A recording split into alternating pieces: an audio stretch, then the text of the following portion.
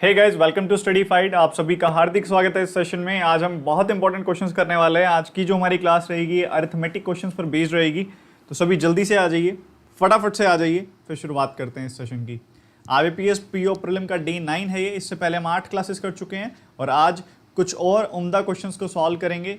पर एक यहाँ पर सीधी सी यहाँ पर रिक्वायरमेंट है कि आप जो भी स्टूडेंट इस सेशन को देख रहे हैं इस समय, सबके पास पेन पेपर होना चाहिए, साथ साथ क्वेश्चंस को सॉल्व करना है, क्योंकि क्वांटिटेटिव एप्टीट्यूड जब तक साथ साथ सॉल्व नहीं होगा आपको फ़ायदा नहीं मिलने वाला है। तो जल्दी से सभी आ जाइए और इस सेशन की शुरुआत करते हैं। ये जो सेशन है इसमें हम अरिथमेटिक बेस्ड क्वेश्चंस को सॉल्व करेंगे।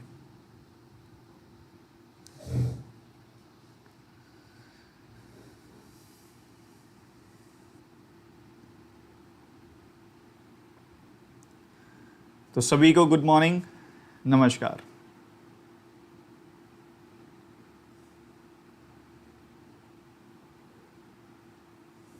तो बिल्कुल भी समय व्यर्थ ना करते हुए, थोड़ा सा भी टाइम वेस्ट नहीं करेंगे, हम सीधा शुरुआत करते हैं। हमारा पहला क्वेश्चन ये है, Kevin deposits ₹15,000 as fixed deposit at SBI at the rate of 10% per annum simple interest, but he withdrew the entire money after 5 years, for which SBI allowed him a lower rate of interest. If he gets rupees 8,250 less than what he would have got at the end of 10 years, the rate of interest allowed by SBI is. तो जो rate of interest वहाँ पर SBI ने उस पर allow किया है वो क्या है आपने बताना है। केविन ने 15,000 रुपये डिपॉजिट किए थे SBI में और रेट जो था वो 10% था एंड SI पर किए थे, पर उसने 10 साल की जगह 5 साल में पैसे निकाल लिए। इसकी वजह से उसको 8,250 रुपये कम मिले। तो आपने ये बताना है, यहाँ पर सीधी सी बात बतानी है कि जो SBI ने उस पर रेट ऑफ इंटरेस्ट लगाया वो कितना लगाया। जल्दी से बताओ फटाफट से।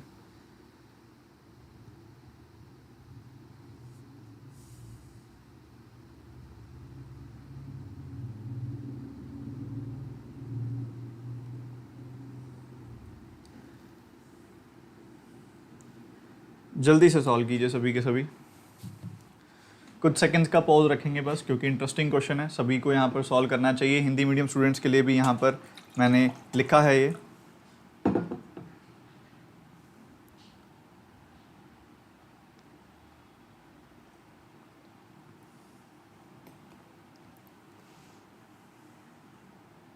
तो चलिए शुरुआत करते हैं इसके सॉल्यूशन की। तो देखिए, समझिए ध्यान से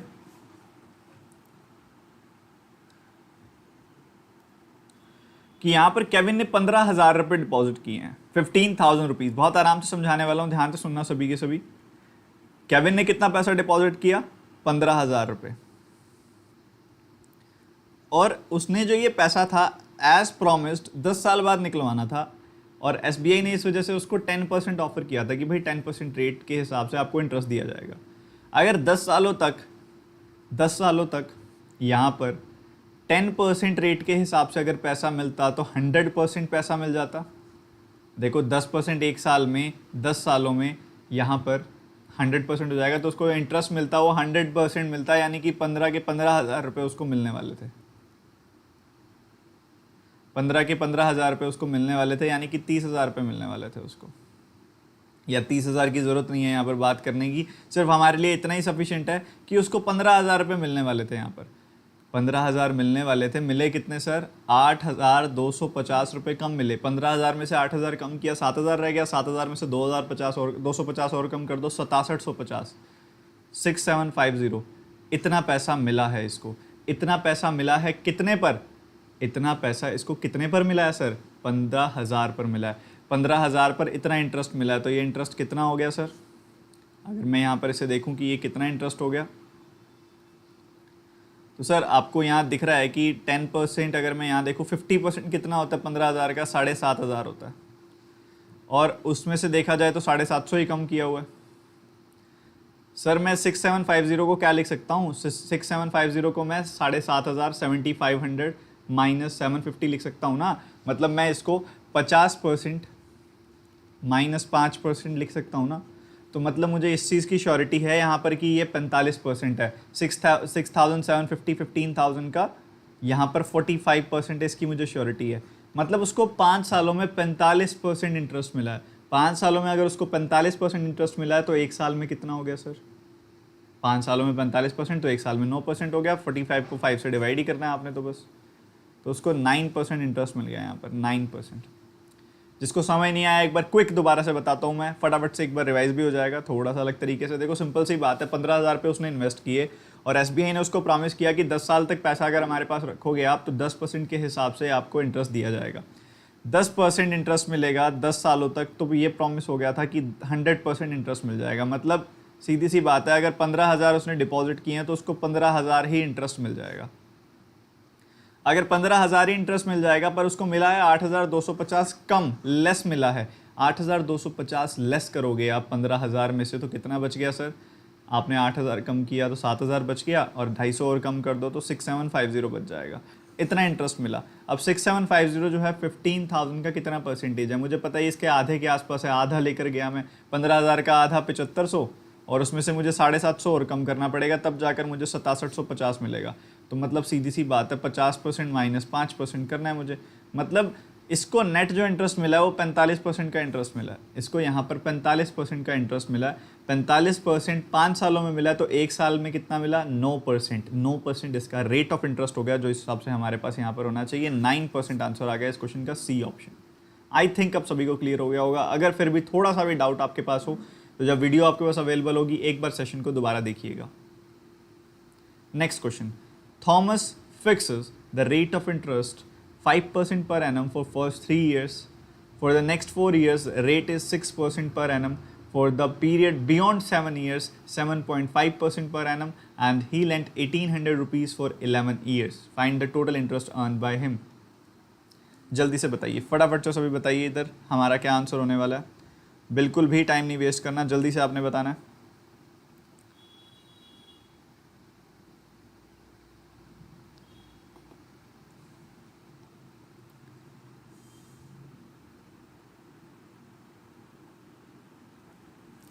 जो स्टूडेंट्स कह रहे हैं कि सर कुछ टफ क्वेश्चंस कवर किए जाएं, तो सर माफ़ी चाहूँगा, ये अभी पीओ प्रीलिम का सेशन है, तो अभी जो लेवल रहेगा वो उस हिसाब से रहेगा। ये सारे जो सेशन चल रहे हैं ये प्रीलिम के हिसाब से चल रहे हैं। अभी इसको और चेंजेस लाएंगे इसके अंदर, अभी आगे और भी बदलाव होंगे, आगे आपके मेंस के सेशन भी शुरू होंगे। तो अभी ये प्रीलिम का सेशन है, तो उस हिसाब से आपको तैयार किया जा रहा है, उसी लेवल से जो प्रीलिम एग्जामिनेशन में पूछा जाएगा। ठीक है, थॉमस ने 5% रेट फिक्स किया पहले 3 सालों के लिए। अब कहीं पर मेंशन नहीं किया गया कि ये कंपाउंड इंटरेस्ट है, मानता हूँ सिंपल भी नहीं बोला गया, कंपाउंड नहीं बोला गया, तो हम सिंपल कंसिडर करते हैं। अगर 5% इंटरेस्ट रहा, 5% रेट ऑफ इंटरेस्ट रहा 3 सालों तक, तो कितना इंटरेस्ट आ गया सर? 5% इंटू 3 यानी कि 15% इंटरेस्ट आ गया। आगे के 4 सालों के लिए 6% इंटरेस्ट रहा, 4 सालों के लिए 6% इंटरेस्ट रहा, तो सर कितना आ गया सर? 24% इंटरेस्ट आ गया। और ये 7 साल हो गए ना, 3 पहले हुए 4 और 7 साल हो गए। कह रहा है 7 साल के बाद जो इंटरेस्ट आएगा वो 7.5% तक का आएगा, 7.5% का इंटरेस्ट। अब वो आगे कितने समय के लिए आया है, चलो देख लेते हैं। उसने 11 साल के लिए पैसा उधार दिया है ना, तो 3 और 4 7 हो गया, तो आगे 4 ही और रह गया, तो 4 साल और ऐड कर दिया हमने इसके अंदर। 3 4 4, इतना इंटरेस्ट टोटल उसके पास आएगा 11 सालों में। यहाँ से 15% इंटरेस्ट आ गया, यहाँ से 24% इंटरेस्ट आ गया, यहाँ से जो इंटरेस्ट आया 7.5 का डबल 15, 15 का डबल 30% ऐड कर दोगे 50 60 और 69% इंटरेस्ट आ गया उसके पास टोटल। 69% आपके पास इंटरेस्ट आ गया। क्या किसी को इसमें कोई डाउट है? क्या किसी को इसमें कोई डाउट है जो अभी तक मैंने बताया? अब 69% उसको इंटरेस्ट आ गया। इसमें 69% किसका होगा? ऑब्वियसली प्रिंसिपल का होगा। और कितना पैसा उसने उधार दिया है? 1,800 रुपये। 1,800 रुपये उसने उधार लिए हैं, तो 1,800 रुपये उसने उधार लिए हैं, तो यहाँ पर 69% निकालना होता है किसी नंबर का। आप ऐसे करो ना, 70% निकाल लो। 70% निकाला 1,800 का, आपको मिल जाने वाला है 1,260, इतना आ गया 70%। और उसके बाद आपने उसमें से 1% ही तो कम करना है, यानी कि 18 ही तो कम करना है। तो 18 कम कर दो, इसमें से 20 कम करते तो 1240 आ जाता, पर अब 1242 आएगा क्योंकि हमने 18 कम किया। तो 1242 रुपये का उसको टोटल इंटरेस्ट मिला है इस केस में। सिंपल सी बात है, बिल्कुल आसान सी। क्या सभी बच्चों को समझ में आ गया जो समझाया मैंने? 1260 रुपये यहाँ पर हमें पता है कि 70% होगा, उसमें से 1% कम कर दिया, 18 कम कर दिया, तो मुझे पता लग गया यहाँ पर 1242 का मुझे इंटरेस्ट मिला। टेबल्स अच्छे से आने चाहिए। देखो यहाँ पर 18 की टेबल का इस्तेमाल था, जिनको नहीं आता होगा वो बैठे होंगे 69 को 18 से मल्टीप्लाई करते हुए, पर यही चीज़ है, क्विक आपको करना पड़ेगा, सबसे सही तरीके से आपको करना पड़ेगा इसे। Next question, 70,000 rupees is divided into 2 parts, 2 parts में डिवाइड किया गया 70,000 रुपए को। एक पार्ट जो है 70,000 रुपए का, उसको 10% के इंटरेस्ट पर वहां पर उधार दिया गया, और जो बचा हुआ पार्ट था 5% पर एनम पर, उसको 1 साल के बाद उधार दिया गया। यहां पर जो रेशो है 3 साल के बाद जो अमाउंट उन्होंने कलेक्ट किया है उसकी रेशो है 4:8। द इंटरेस्ट वहां पर जो दिया गया, the ratio of the interest after 3 years when the first amount was lent is 4:8। Interest की रेशो है ये। सेकेंड पार्ट बताइए कितना लेंट किया गया था, जल्दी से बताइएगा फटाफट से।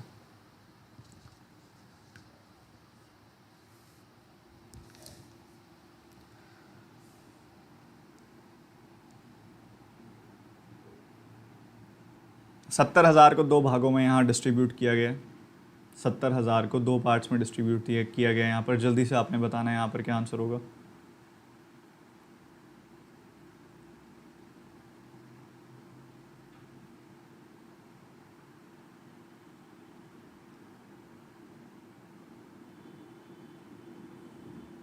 आई थिंक सभी ने सॉल्व कर लिया होगा। अब चलिए शुरुआत करते हैं। इसको कई मेथड से किया जा सकता है। पहले मेथड की बात करते हैं। देखो ऐसा है कि हमें पहले ये चीज़ समझना चाहिए कि कितने कितने सालों का इंटरेस्ट लगेगा यहाँ पर। अगर हम देखें, मान लो ये 3 साल है, ये 3 साल है हमारे पास। 70,000 को 2 पार्ट्स में ब्रेक किया गया। मैं मान लेता हूँ कि एक पार्ट है P1, एक पार्ट है P2। पहला पार्ट है P1, दूसरा पार्ट है P2। ठीक है, P1 को मान लो लैंड कर दिया यहाँ पर, ठीक है, 10% के रेट से किया, और आगे 3 सालों तक किया उसको। 3 सालों के बाद चेक किया भाई कितना कितना इंटरेस्ट आया, ये मेंशन की गई है ये चीज़ सीधी सीधी यहाँ पर। और जो बचा हुआ अमाउंट था, यानी कि ये P2 की बात कर रहा है, P2 को 5% पर किया है, वहाँ पर 5% रेट पर वहाँ पर उधार दिया गया है, पर आफ्टर 1 ईयर, 1 साल के बाद, मतलब उसको दूसरे साल में उधार दिया गया 5% के हिसाब से। तो इसके लिए ड्यूरेशन कितनी हो गई सर? 1 + 2 + 3, 1 2 3 में 3 साल हो गए यहाँ पर जिसके लिए इसको उधार रखा जाएगा, और इसको 2 सालों के लिए उधार रखा गया। 2 सालों का इंटरेस्ट उस पर देखना है। अगर 30% इंटरेस्ट पहले केस में आ रहा है, 30% इंटरेस्ट पहले केस में आ रहा है, अगर मैं देखूँ यहाँ पर 30% इंटरेस्ट आ रहा है पहले केस में, और 2 सालों में देखो, 1 साल में 10% आता तो 3 साल में 30% हो गया, और यहाँ पर अगर मैं देखूंगा 1 साल में 5% आता तो 2 सालों में 10% इंटरेस्ट आ गया। इसकी जो रेशियो है वो 4:8 है, यानी कि मैं 1:2 ले सकता हूँ इसको। इसकी रेशियो जो है 1:2 है। तो सर कुछ भी नहीं है, ये 3 टाइम्स कैंसिल हो गया। P1/P2 की रेशियो आ गई हमारे पास, कि P1/P2 की जो रेशियो है वो है 1:6। 1:6 है वो, सिंपल सी बात है। अगर वो 1:6 है, हमें पता है कि हमें इसको अब डिस्ट्रीब्यूट करना पड़ेगा 1:6 में। किसको करना पड़ेगा? जो ये 2 पार्ट्स हैं इसमें हमें डिस्ट्रीब्यूट करना पड़ेगा 70,000 रुपये को। और ये तो बहुत आसान है, देखते ही हो रहा है कि ये 10,000 और 60,000 आएगा।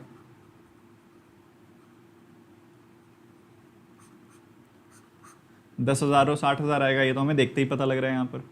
अब 1:6 में डिस्ट्रीब्यूशन किया है ना, जिसको ये चीज़ समझ नहीं आई, देखो ऐसा करते हैं, 70,000 को 1 + 6 यानी कि 7 से डिवाइड कर देते हैं। 1 यूनिट की वैल्यू 10,000 आ गई, तो 1 यूनिट की वैल्यू हमने 10,000 लिख दी। 6 यूनिट की वैल्यू 6 × 10,000 यानी कि 60,000 आ जाएगी। तो इस तरह से हमने यहाँ पर इसको डिस्ट्रीब्यूट करना होता है, ये तरीका रहता है, इस तरह से सॉल्व किया जाता है। ठीक है, तो 60,000 यहाँ पर उसने पूछा क्या है हमसे पूछा सेकेंड पार्ट बताओ जिसको 5% पर उधार दिया गया है, तो वो जो है वो एक्चुअल में 60,000 है, यानी कि सी ऑप्शन आंसर आ गया। नेक्स्ट फटाफट से कीजिए और बताइए। A sum of money invested for 7 years in Money Pro scheme with which offers simple interest at the rate of 8% per annum, and the amount received from it after 7 years invested for 2 years in Money Plus scheme which offers simple compound interest of 10% per annum. If the interest received from the latter scheme was rupees 1638, then what was the sum invested in Money Pro scheme?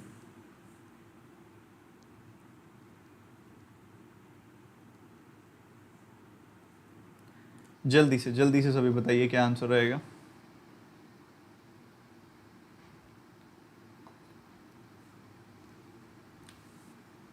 A sum of money invested for 7 years in Money Pro scheme which offers SI at the rate of 8% per annum. The amount received from it after 7 years invested for 2 years in Money Plus scheme at the compound interest of 10%. चलिए देखिए, समझिए ध्यान से। अगर मैं 8% के rate से, simple interest की अगर हम बात करें, क्योंकि पहले केस में 7 सालों की जो इन्वेस्टमेंट हुई है मनी प्रो स्कीम में, वो जो इन्वेस्टमेंट हुई है 7 सालों के लिए हुई है और 8% रेट से हुई है और ये सिंपल इंटरेस्ट है। तो अगर एक साल में 8% इंटरेस्ट आता है तो 7 सालों में कितना परसेंट इंटरेस्ट आ जाएगा सर? 56% इंटरेस्ट आ जाएगा। आ जाएगा, मानते हो ना इस चीज़ को? चलो मान लेते हैं इतना आ गया, 56% इंटरेस्ट आ गया पहले साल। पहले यहाँ पर केस में 7 सालों में मनी प्रो से हमें जो इंटरेस्ट मिल गया वो 56% का मिल गया।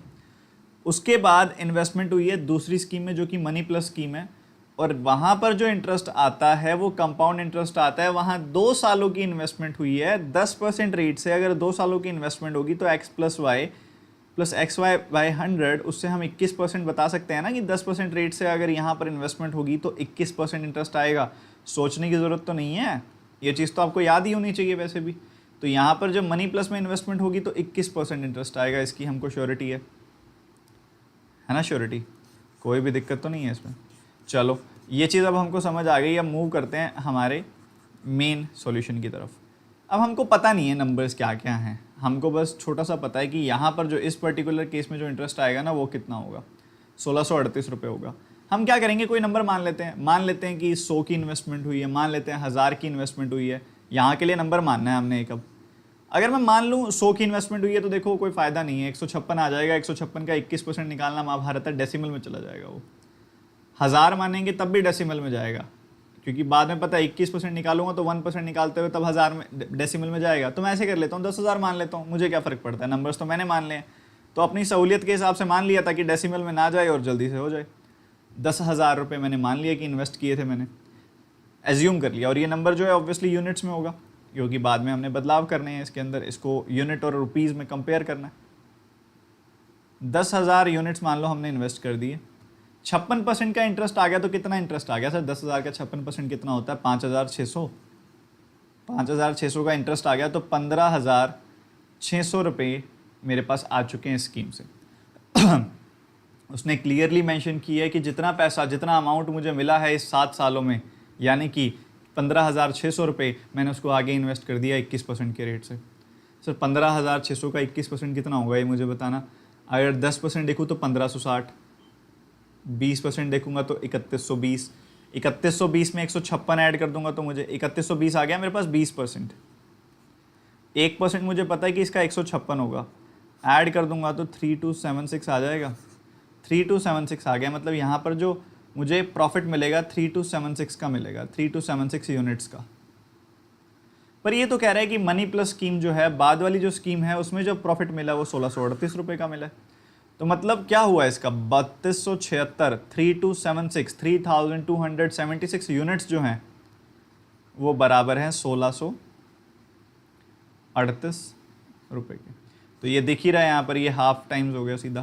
तो एक यूनिट की वैल्यू जो आ गई वो कितनी आ गई? एक यूनिट की वैल्यू आ गई 1/2 रुपीज़। एक यूनिट की वैल्यू 1/2 रुपीज़ आ गई तो मुझे इसकी श्योरिटी हो गई कि एक यूनिट की वैल्यू आधा रुपये है। तो मैंने बतानी है कि कितना पैसा इन्वेस्ट किया गया था मनी प्रो में। मनी प्रो में तो 10,000 यूनिट इन्वेस्ट किए थे हमने। एक यूनिट की वैल्यू अगर ½ रुपये है तो 10,000 यूनिट की वैल्यू 10,000 का हाफ यानी कि 5,000 रुपये होगी वैल्यू। 5,000 रुपये यहाँ पर आंसर आ जाएगा, यानी कि B option.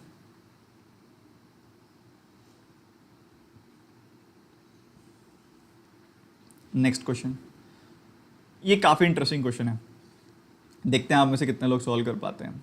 Solution A contains only milk and water, while solution B contains 80% milk, 4% water, 16% essence.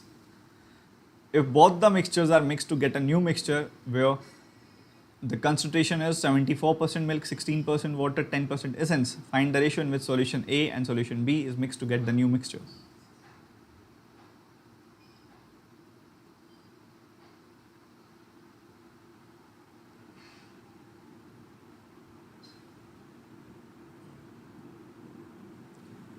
Mobin, आपका सवाल ठीक है, आप कर सकते हो ऐसा, पॉसिबिलिटी ऐसा नहीं है कि, क्योंकि बहुत सारे स्टूडेंट्स इसी तरह से जाते हैं, तो आप कर सकते हो इस चीज़ से क्वालिफाई, पर आपको एटलीस्ट जो मेन टॉपिक्स हैं, जैसे कि आपको अच्छे से प्रॉफिट एंड लॉस आना चाहिए, आपको सिंपल इंटरेस्ट, कंपाउंड इंटरेस्ट अच्छे से आना चाहिए।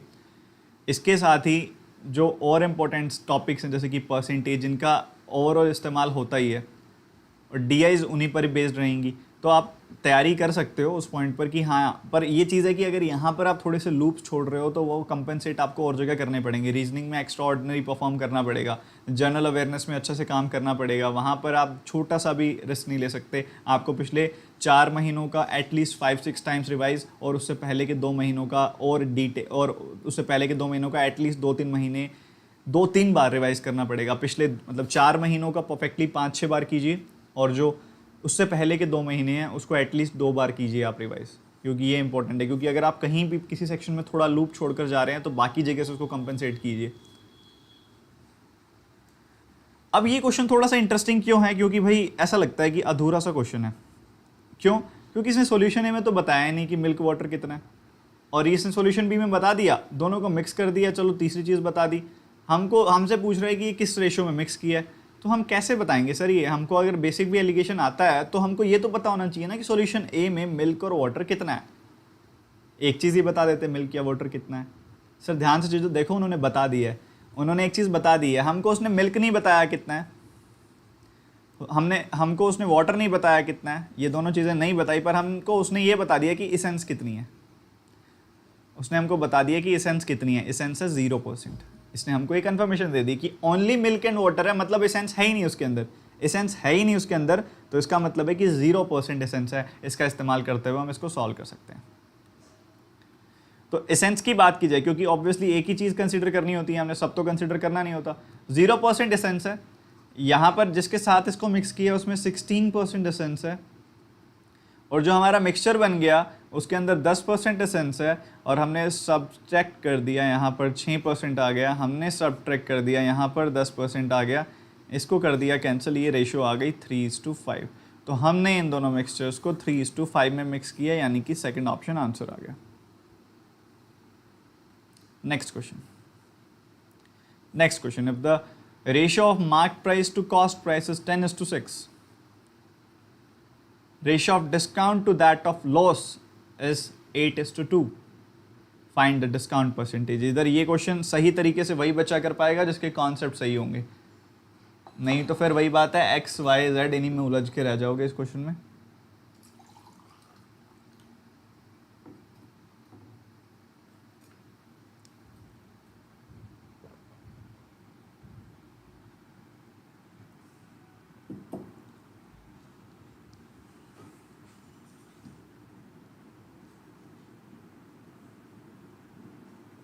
मार्क प्राइस और कॉस्ट प्राइस की रेशो दे दी आपको, डिस्काउंट और लॉस की रेशो दे दी। चलो जहां पर भी हो आप सॉल्यूशन में इस समय एक बार रुक जाओ और मेरी बात सुनो ध्यान से। हमें पता है कि मार्क प्राइस और कॉस्ट प्राइस की क्या रेशो है। हमको क्या पता है कि मार्क प्राइस और कॉस्ट प्राइस की क्या रेशो है, ये हमें पता है ना। कितनी है? 10:6, जिसको मैं क्या लिख सकता हूँ, 5:3 लिख सकता हूँ। 10:6 को 5:3 लिख दिया, कैंसिल कर दिया ना, 2 से 5 आ गया, यहाँ 3 आ गया। और साथ ही हमें एक चीज़ और पता है कि डिस्काउंट की और लॉस की जो रेशियो है वो 8:1 है, 8:2 है, यानी कि मैं इसको 4:1 लिख सकता हूँ, किसी को इसमें भी दिक्कत नहीं होगी। अब मुझे एक बात बताओ सिंपल सी, मान लो मेरे पास सीपी है, मान लो मेरे पास एसपी है, मान लो मेरे पास एमपी है, ठीक है। इस केस की बात करते हैं, ऑब्वियसली इसमें लॉस हुआ है और डिस्काउंट दिया गया है, यही बात है ना। तो मतलब यहाँ पर लॉस हुआ है और यहाँ पर दिया गया डिस्काउंट डी का, ठीक है। एक बात बताओ, अगर मुझे यहाँ पर सीपी से एमपी तक जाना है तो मुझे क्या करना पड़ेगा? सीपी से अगर मैं पूछूं कि मुझे मार्क प्राइस तक जाना है तो मुझे क्या करना पड़ेगा? उसके अंदर में से लॉस सब्ट्रैक्ट करना पड़ेगा और उसके अंदर जो मैंने डिस्काउंट दे दिया है उसको ऐड करना पड़ेगा। यही करना पड़ेगा ना, यही करना पड़ेगा। अगर मुझे सीपी से मार्क प्राइस तक जाना है तो मुझे क्या करना है? उसमें लॉस सब्ट्रैक्ट कर देना है, एसपी आ जाएगा। एसपी कैसे आया है? डी का डिस्काउंट देके। तो एसपी में अगर मैं डी ऐड कर दूंगा तो मुझे मार्क प्राइस मिल जाएगा। मतलब सीपी से एमपी जाना है, मतलब एमपी माइनस सीपी ही हुआ एक तरह से वो, कि M P minus C P जो हुआ वो माइनस एल प्लस डी के बराबर हो गया, या मैं कह सकता हूं कि एम पी और सी पी का जो डिफरेंस है वो एक्चुअल में डिस्काउंट माइनस लॉस के डिफरेंस के बराबर होना चाहिए। क्या मैं गलत कह रहा हूं कुछ? क्या मैं गलत कह रहा हूं कुछ? अगर जिसको ये चीज़ समझ नहीं आई, चलो एक एग्जांपल से समझाता हूं, क्योंकि ये चीज़, ये कॉन्सेप्ट है जो हर बच्चे को आना चाहिए। ये कॉन्सेप्ट है जो हर बच्चे को आना चाहिए, तो सुनो ध्यान से। ये है कि मार्क प्राइस और कॉस्ट प्राइस का जो डिफरेंस होता है, वो मैं लॉस की बात कर रहा हूँ। यहाँ पर एक चीज़ का ध्यान रखना, मैं लॉस की बात कर रहा हूँ, लॉस और डिस्काउंट के केस की बात कर रहा हूँ, ठीक है? हर जगह नहीं वैलिड है, लॉस और डिस्काउंट में वैलिड है ये चीज़। मान लो 100 रुपये मैंने कॉस्ट प्राइस था, 120 रुपये, और यहाँ मान लो 110 रुपये की मैंने वो चीज़, मान लो 90 रुपये की ये चीज़ मैंने बेची है, मान लो 90 रुपये की ये चीज़ मैंने बेच दी है। एक बात बताओ, डिस्काउंट कितने का दिया गया? 30 का, ये डिस्काउंट है। और लॉस कितने का हुआ है? 10 का, 10 का लॉस हो गया। तो देखो डिफरेंस कितना है डिस्काउंट और लॉस का? 20 रुपये का। मार्क प्राइस और कॉस्ट प्राइस का क्या डिफरेंस है? 120 माइनस 120 रुपये का। तो श्योरिटी हो गई ना, डिस्काउंट और लॉस का जो डिफरेंस होता है वही डिफरेंस होता है मार्क प्राइस और कॉस्ट प्राइस का। ये कॉन्सेप्ट था जो पता होना चाहिए था, अब मैंने आपको बता दिया। और उसको सिंबॉलिक फॉर्मेट में भी बता दिया मैंने कि हाँ सिंबॉलिक फॉर्मेट में कैसे करते हैं, मतलब कि एल माइनस डी वाले तरीके से, जो मैंने पहले बताया ही था। तो अगर ऐसा है तो एक बात बताओ, इनके बीच में गैप कितना है सर? इनके बीच में 2 का गैप है, इनके बीच में 3 का गैप है। सर ऐसे कैसे हो सकता है? मार्क प्राइस कॉस्ट प्राइस का डिफरेंस डिस्काउंट लॉस के डिफरेंस से अलग कैसे आ सकता है? इसको तो बराबर करना पड़ेगा। तो इसको करो 3 से मल्टीप्लाई, इसको कर दो 2 से मल्टीप्लाई, मतलब 5 को भी 3 से कर दो, 3 को भी 3 से कर दो। तो यहाँ पर कर दिया 15 और यहाँ पर कर दिया 9। ऊपर नीचे मैंने 3 से मल्टीप्लाई कर दिया। ऊपर नीचे 3 से मल्टीप्लाई किया तो क्या फ़ायदा हो गया कि यहाँ पर गैप हो गया 6 का, 15 और 9 में गैप हो गया 6 का। और ऑब्वियसली ऊपर नीचे दोनों जगह मल्टीप्लाई करेंगे, हम रेशो का बदलाव तो करना ही नहीं है।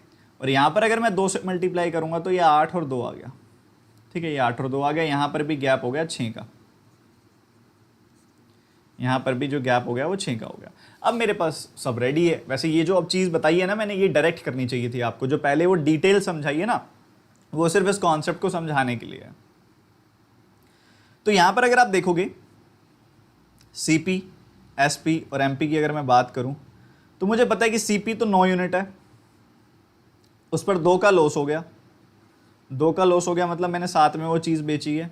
और 15 यहाँ पर है, 15 पर मैंने 8 का डिस्काउंट दिया है। तो कंफर्मेशन भी हो गई, जो चीज़ें मैंने यहाँ पर अभी फाइंड की हैं वो बिल्कुल फिट बैठ रही हैं यहाँ पर। तो 8 का डिस्काउंट दिया गया है सर। उसने पूछा डिस्काउंट परसेंटेज कैलकुलेट करो। 8 का डिस्काउंट 15 पर, तो सर 100 पर कितने का? ये सवाल है सीधा सीधा। तो भाई इसको कैसे मर्जी सॉल्व कर सकते हो, अलग अलग तरीके हैं। या तो आप इसको सीधा आप आगे सॉल्व करो, या फिर आप इसको 7.5 प्लस 0.5 लिख सकते हो 8 को। ये भी अच्छा तरीका है, इसलिए बता रहा हूँ। 7.5 अगर देखा जाए यहाँ पर तो 15 का 50% है, 15 का यहाँ पर वो 50% है। 7.5 ऑब्वियसली आधा है ना 15 का, तो वो 50% हो गया। प्लस 0.5 जो है 15 का कितना परसेंटेज है? देखो 1/3 नहीं है, वो 1/30 है। 1/30 मतलब कितना हो जाएगा? 3 1/3%। तो हमारा आंसर आ जाएगा 53 1/3%। उम्मीद करता हूँ सभी को ये चीज़ समझ आ गई है। बहुत ही ज़बरदस्त कॉन्सेप्ट है। Next question. अगर आपको कॉन्सेप्ट अच्छा लगा है ये, और वीडियो अगर आपको थोड़ी सी भी काम की लग रही है, तो इसको ज़्यादा स्टूडेंट्स तक पहुंचाओ। आपका अब आप अगर चाहें तो आपके 2-3 सेकंड्स लगेंगे, पर काफ़ी स्टूडेंट्स का यहाँ फ़ायदा हो जाएगा। उन स्टूडेंट्स का फ़ायदा हो जाएगा जो एक्चुअल में अफोर्ड नहीं कर सकते किसी भी पेड कंटेंट को। तो उनके लिए मैं स्पेशली बहुत सेलेक्ट करके क्वेश्चंस को लेकर आया हूँ, जिससे आपको काफ़ी कुछ सीखने को मिलेगा आने वाले प्रीलिम एग्ज़ाम के लिए। तो आप सभी का फ़र्ज़ बनता है कि आपके 5 सेकंड्स इन्वेस्ट करो, एक बार इस वीडियो को शेयर कर दो। क्लास के बाद करिएगा या अभी करिएगा, वो आपकी मर्ज़ी है।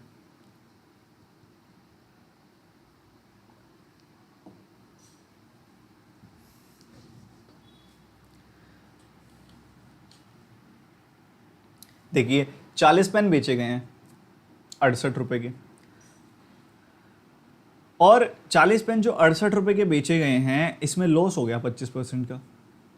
लॉस हो गया 25% का। 40 पेन जो 68 रुपये के बेचे गए हैं, मतलब अगर मैं पूछूं कि एक पेन का प्राइस कितना है, तो 68 बाय 40 रुपीज़, 68 रुपीज़ बाय 40 हो जाएगा भाई। अगर 40 पेन 68 रुपये के बेचे हैं तो एक पेन का SP कितना हो जाएगा, SP ऑफ 1 पेन कितना हो जाएगा, 68/40 रुपीज़। अच्छा, ये चीज़ कैसे मिली है मुझे, ये चीज़ मुझे कैसे मिली है, 25% का लॉस लेने के बाद। अगर 25% का लॉस हुआ है यहाँ पर, तो अगर मुझे यहाँ पर CP चाहिए, ये नंबर 3/4 मतलब 3/4 का, यानी कि 25% का लॉस लेकर आया है। तो अगर मैं इसको 4/3 कर दूँ तो मुझे क्या मिल जाएगा सर, मुझे यहाँ पर मिल जाने वाला है कि कितना CP था। किसी को दिक्कत नहीं है इसके अंदर, सिंपल सी बात बोली है मैंने, ऐसा कुछ कॉम्प्लिकेटेड नहीं बोला। तो अगर मैं इसको मल्टीप्लाई कर दूंगा तो मुझे क्या मिल जाएगा, CP मिल जाएगा कि CP कितना था, एक आर्टिकल का CP कितना है, ये मुझे मिल गया। एक आर्टिकल का CP मुझे यहाँ पर मिल गया, ये है एक आर्टिकल का CP जो आपके सामने लिखा हुआ है।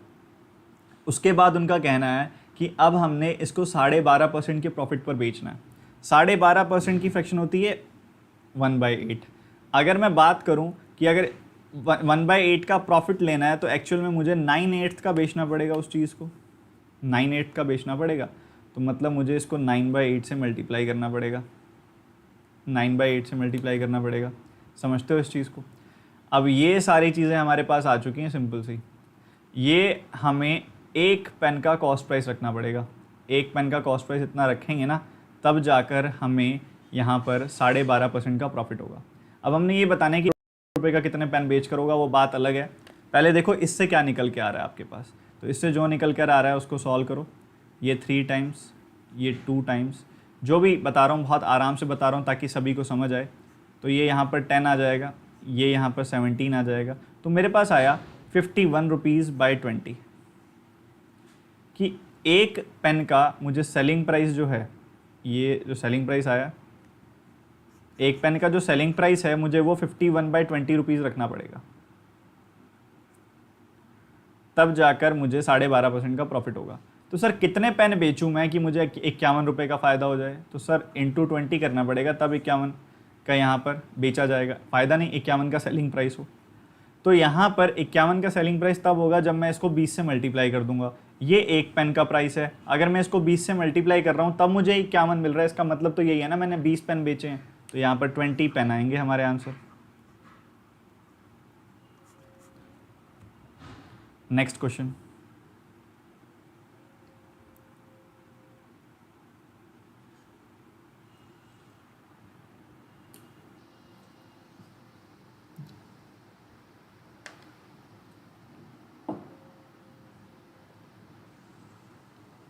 स्टीव और रूबी की बात हो रही है यहाँ पर। स्टीव ने 80,000 रुपये इन्वेस्ट किए 8 महीनों के लिए, और उसके बाद 8 महीनों के बाद उसने 40,000 रुपये और इन्वेस्ट कर दिए। रूबी ने 1 लाख रुपये इन्वेस्ट किए और 20,000 रुपये 4 महीनों के बाद विड्रॉ कर लिए।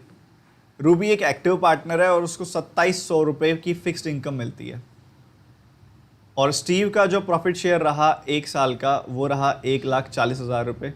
आप बता दो कि रूबी का प्रॉफिट शेयर कितना होगा, उसकी सैलरी को एक्सक्लूड करके, इंक्लूड करके नहीं, एक्सक्लूड करके कितना होगा, ये आपने बताना है यहाँ पर मुझे।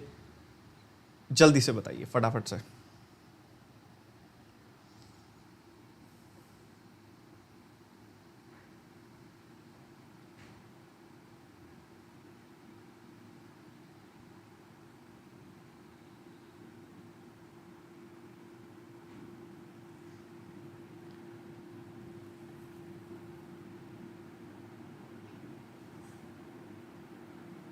और जो बच्चे अन अकेडमी की क्लास के बारे में पूछ रहे हैं, आज आपकी 2 क्लासेज हैं अन अकेडमी पर। एक क्लास है 1 बजे, दोपहर के 1 बजे, और एक क्लास है रात को 8 बजे। ये दोनों फ्री क्लासेज हैं, दोपहर 1 बजे और रात को 8 बजे। और अभी मैं क्या करता हूँ, कमेंट सेक्शन में दोनों के लिंक्स ड्रॉप कर देता हूँ, तो जल्दी से सभी के सभी आप एनरोल कर लेना। फ्री क्लासेज हैं वो वाली, दोनों के दोनों। तो सभी बच्चे उस क्लास में पहुँचना, काफ़ी इंपॉर्टेंट उसके अंदर मैं कराने वाला हूँ। डेटा इंटरप्रिटेशन और चीज़ों की भी प्रैक्टिस होगी वहाँ पर, अलग अलग टॉपिक्स की भी। पहले इस क्वेश्चन को सॉल्व करो सभी जल्दी से।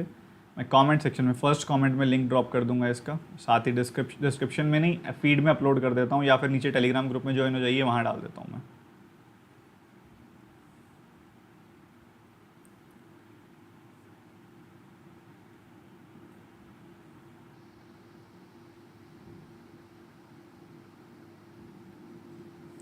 चलिए शुरुआत करते हैं। देखो एक चीज़ तो हमें यहाँ क्लियर मिल गई कि भाई ठीक है, हम पीछे की 4 0 हटाकर चल सकते हैं। सब में 4 0 हैं, सब में 4 0 हैं, तो ये 4 0 हम हटाकर चल सकते हैं क्योंकि कैंसिल ही हो जाएगा, कैंसिल ही हो जाने वाला है। तो सब में से ये 4 0 हम हटाकर चल सकते हैं। तो 8 रुपये की इन्वेस्टमेंट की 8 महीनों के लिए, उसके बाद उसमें 4 रुपये और डाल दिए। हम बात करें स्टीव की और रूबी की। 8 की यहाँ पर इन्वेस्टमेंट की, 8 महीनों के लिए की।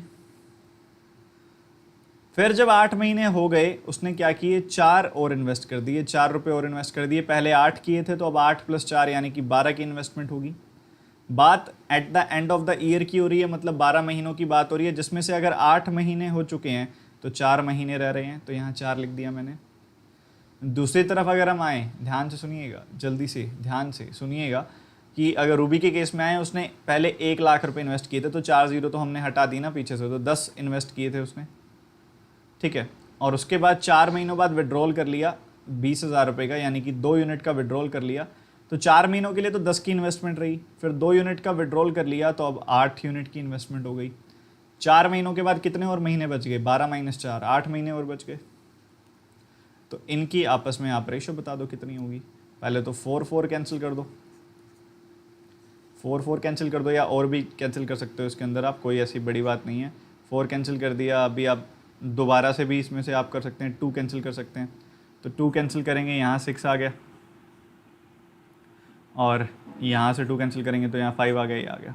तो ये आ गया आपके पास 14:13, मतलब इनको प्रॉफिट जो मिलेगा 14:13 में मिलेगा। अब इन्होंने क्या किया, आपको कंफ्यूज करने की कोशिश की। आपको बता दिया कि रूबी एक एक्टिव पार्टनर है, उसको 2700 की सैलरी मिलती है। जिस बच्चे को ये आइडिया नहीं है कि ये एक्टिव पार्टनर का क्या लॉजिक होता है, वो इस क्वेश्चन में फंसेगा ही फंसेगा, और जिसको पता है वो भी कहीं ना कहीं इसमें फंस गया होगा। देखो रूबी एक एक्टिव पार्टनर है, उसको 2700 रुपये सैलरी मिलती है, 12 को 2700 से मल्टीप्लाई करोगे, रूबी की सालाना सैलरी मिल जाएगी। हमको क्या करना होता है, फिर सालाना सैलरी जो उसकी बनती है ना, उसको सब्ट्रैक्ट करना होता है, उसको घटाना होता है कंपनी के टोटल प्रॉफिट में से। तो सैलरी को पहले निकाल लिया प्रॉफिट में से, जो बच गया प्रॉफिट, उस प्रॉफिट को इसी रेशियो में 14:13 में डिस्ट्रीब्यूट करना होता है। ये लॉजिक होता है। पर उसने क्या किया, उसने हमको दिया क्या है, उसने हमको यहाँ पर स्टीव का प्रॉफिट शेयर दिया है। स्टीव का प्रॉफिट शेयर तो इसी 14 यूनिट के बराबर होगा। अगर इसका प्रॉफिट शेयर यहाँ पर 1,40,000 है, तो वो 14 यूनिट के बराबर होगा। और वो जो हमसे पूछ रहा है ना, रूबी का प्रॉफिट शेयर पूछ रहा है, वो भी एक्सक्लूडिंग सैलरी, मतलब सैलरी को नहीं छेड़ना हमने, सैलरी को इंक्लूड नहीं करना है इसके अंदर। हमने सैलरी हटा दो, वेतन के अलावा, वेतन को छोड़कर बात करो, तो वेतन को छोड़कर तो प्रॉफिट ये 13 यूनिट ही है सर। 14 यूनिट अगर 1,40,000 के बराबर है, तो 13 यूनिट 1,30,000 के बराबर होगा। बात खत्म, कुछ करना ही नहीं था इसके अंदर, तो बहुत आसान था। थोड़ा सा कंफ्यूज करने की कोशिश की गई थी आपको बस। तो ये था हमारा आज का सेशन, आप सबको समझाने की कोशिश की गई मेरे द्वारा। उम्मीद करता हूँ अच्छे से आपको समझ आ गया होगा जो मेरी कोशिश रही। तो ऐसे ही बस आपने इन सेशंस को कंप्लीट करना है, अच्छे से देखते जाना है। तो जो भी लिंक है, मैं जस्ट नीचे टेलीग्राम ग्रुप में जाओ, अभी ड्रॉप कर देता हूँ मैं टेलीग्राम में। इस ग्रुप में ज्वाइन हो जाओ आप सभी, अगर अभी तक ज्वाइन नहीं हो। स्टडीफाइड इस ग्रुप का नाम है, ये सर्च कर लो, सीधा सीधा सर्च कर लो आप, ये स्टडीफाइड @स्टडीफाइड टेलीग्राम के अंदर, टेलीग्राम में सर्च कर लो। अगर आपको नीचे लिंक से क्लिक होकर ऐड हो पा रहे हो तो बहुत अच्छा है, अगर कोई टेक्निकल इशू आ रहा है, लिंक से नहीं हो पा रहे, तो ये सर्च कर लो @स्टडीफाइड, ऐड हो जाओ। विदिन 5 मिनट्स मैं अभी ड्रॉप कर देता हूँ लिंक जो है हमारी 1 बजे की क्लास का और 8 बजे की क्लास का, जो अनअकैडमी पर होने वाली है। और काफ़ी बच्चों को दिक्कत आ रही है अनअकैडमी पर क्लास ज्वाइन करने में। देखो मैं बताता हूँ क्या किया करो आप क्या करो, आप अनअकैडमी, मान लो आपने ऐप डाउनलोड कर ली, ऐप डाउनलोड कर लो अनअकैडमी की। उसके अंदर क्या करते हो आप ना सीधा लिंक पर क्लिक करते हो, सीधा लिंक पर मत क्लिक करो। अगर पीसी से जा रहे हो तो सीधा लिंक पर क्लिक करो, वो ठीक है। अगर पीसी से नहीं जा रहे आप तो क्या किया करो, आप फ़ोन में ऐप डाउनलोड कर लो, अनअकैडमी लर्निंग ऐप। उसके अंदर जस्ट मेरा नाम सर्च करो, आशीष अरोड़ा। स्पेलिंग सही लिखना आप, स्पेलिंग मेरे नाम में AA आता है, तो आशीष अरोड़ा स्पेलिंग सही लिखना। ये सर्च करोगे ना, मेरी प्रोफाइल ओपन हो जाएगी, और मेरी जो प्रोफाइल ओपन हो जाएगी उसके अंदर आपको ये भी मिल जाएगा वहाँ पर कि स्पेशल क्लास जो है होने वाली हैं, रात अब होने वाली है या रात को होने वाली है। दोनों स्पेशल क्लासेस आपको वहाँ दिख जाएंगी प्रोफाइल पर। आप कहते हो तो एक छोटी सी वीडियो बना कर दे देता हूँ मैं, कैसे करते हैं। चलो लिंक भी दे देता हूँ, एक छोटी सी वीडियो भी अपलोड कर देता हूँ कि कैसे फ्री क्लास के लिए आप वहाँ पर एनरोल कर सकते हो। ठीक है, तरीका सिखा देता हूँ। उसके बाद आप रेगुलर डेली क्लासेस होंगी तो रेगुलर उस पर जाओ, अपनी वो प्रोफाइल खोलो मेरे वाली, उस पर सीधा एनरोल करो और टाइम पर उन क्लासेस को अटेंड करो, आपको काफ़ी फायदा पहुंचेगा आने वाले एग्जामिनेशन के लिए। धन्यवाद, सेशन को एंड करते हैं अभी। ध्यान रखिए अपना, तैयारी अच्छे से करते रहिए। आपका जो आज का टारगेट रहेगा वो रहेगा अरिथमेटिक के क्वेश्चंस को लेकर ही, क्योंकि वहाँ पर थोड़ा सा लैग कर रहे हैं स्टूडेंट्स। तो आपने CISI जो मैंने कल भी दिया था, आई थिंक CISI के 40 क्वेश्चन सॉल्व करने हैं, और यहाँ लिख देता हूँ CISI के 40 क्वेश्चन सॉल्व करने हैं और रेशियो प्रोपोर्शन के 25 क्वेश्चन सॉल्व करने हैं। ये आपका होमवर्क है। तो कल की क्लास से पहले इसको फिनिश कीजिएगा। धन्यवाद, ध्यान रखिए अपना, टेक केयर।